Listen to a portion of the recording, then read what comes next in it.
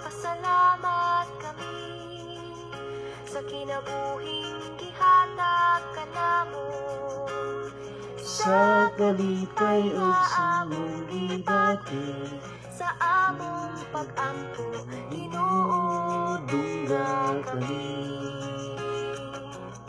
Okay, good morning at tanan mga igsoon kong tigpaminaw. Aniya na sab kita karon sa pagtuon sa pulong sa Ginoo. No, ayo kalimot pasalamati ang Dios sa tanang mga kinabuhat nato diri sa kalibutan. Sa pagmata, sa pagkatulog, pasalamati ang Dios.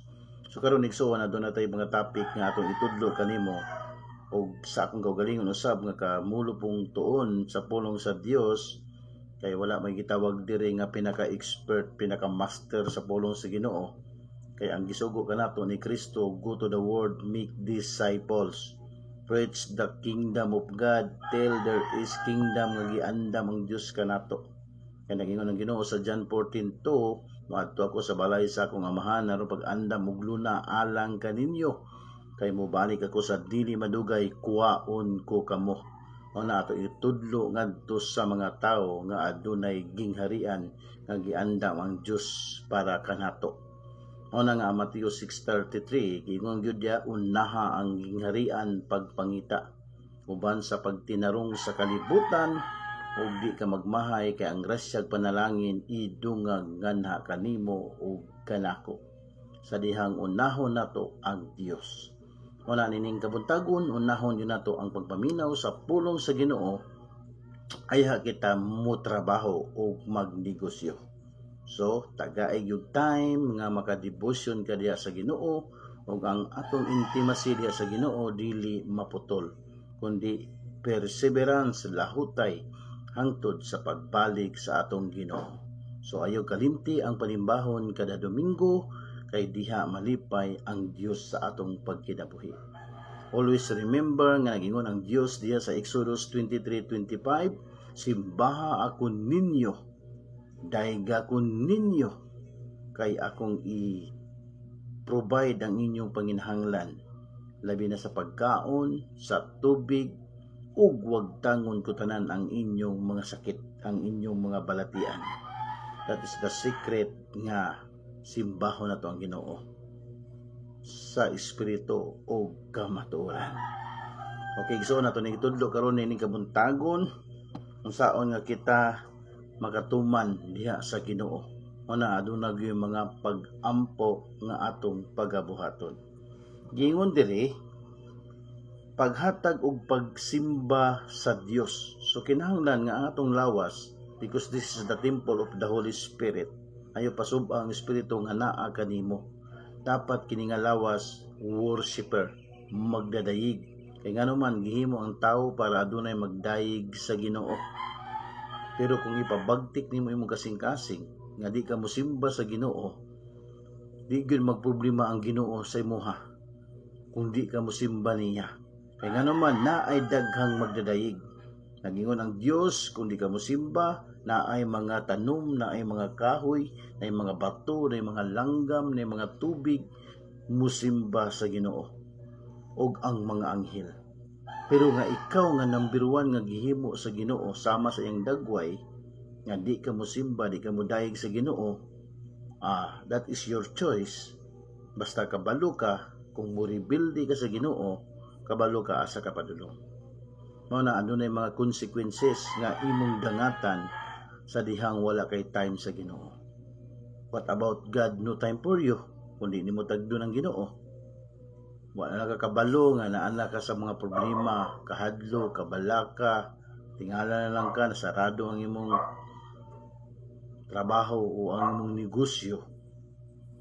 Marakpog gitawag nga nag-rebuild ka sa Ginoo, o usa ka ka-maker diha sa Ginoo, nga unta worshiper ta sa Ginoo. Makita nga mga anak sa Ginoo dapat magdayig sa magbubuhat. Di ba niingon ang Romans 1:25, worship the Creator, not the creation. Nakaroon igsoon ang imong gitagaag unag panahon ang mga binuhat mo sa Ginoo, nga unta ang nagbuhat maoy imong unahon. nga pasalamatan, daygon, pasidunggan, iya ang dungog himaya ug pagpasalamat ug ang imong lawas na gamit for glorifying God. Muna kinahanglan mo apil ka sa pagtawag sa Ginoo. Ingon bisa, go make disciples to all nations. I-preach ang gospel, i-preach ang gingharian. Kung sa diya sila mutuo, no, nga mudawat kang Kristo, naghinulsol sa ilang mga sala ug nagpabautismo para mapatikan sa balang espiritu na sila iya na sa Ginoo, ug mo na ng timing suon, you have intimacy to the Lord. Muna sayang ang lawas Ginoo ay suon kung dili ni matagaag time ang Ginoo. Muna gamita nga ang Ginoo malipay sa atong kinabuhi.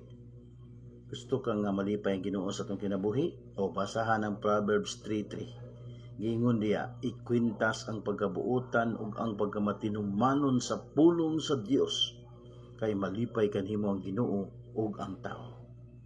Mao na sikreto igsoon pagbinuotan, pagtinarong sa kalibutan, kay ang Ginoong Dios iya tang gimatarong, iya tang gipagawas diha sa naandang sala, iya tang gipagawas sa gapos ni Satanas.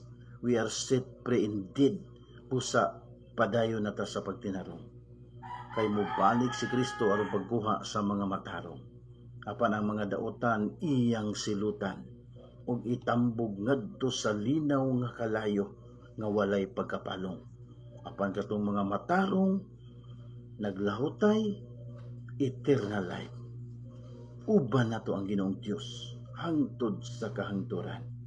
Mao na nga ayaw kalimot, i-share gyud ang pulong sa Ginoo, i-share ang iyang gingharian, kay naay Dios nga nag-andam sa atong puloy-anan na tua sa langit.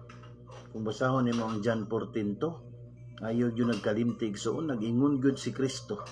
Ayha sa nikayab sa langit, giingnan niya yung mga disipulo, muadto ako sa balay sa akong amahan, aron pag-andam og luna alang kaninyo.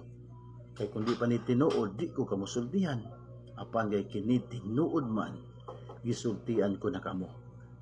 Muadto ako sa balay sa akong amahan, aron an mag-andam og puloy-anan alang kaninyo. So meaning na ay pagbalik. Na mao na karon ang 1 Thessalonians 4:18 ug naay dakong mahitabo ang pagbalik sa Ginoo. Ningon diha ang pagbalik sa Ginoo nga katong iyang balikan nga naay mga Kristo, bisan namatay siya nga naay Jesus Christ sa iyang kasing-kasing.